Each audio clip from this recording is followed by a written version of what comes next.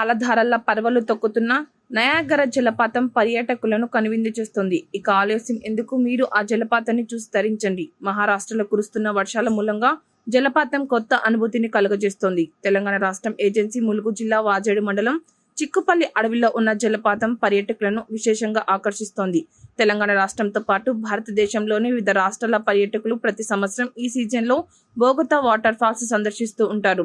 కొందరైతే ప్రత్యేకంగా బస్సులలో వచ్చి ఈ సుందర దృశ్యాలని వీక్షించి తన్మయం పొందుతారు. వాటర్ ఫాల్స్ కింద ఉన్న కొలంలో ఈత కొడుతూ పిల్లలు, పెద్ద, ఆడ, మగ అని తేడా లేకుండా ఎంజాయ్ చేస్తారు.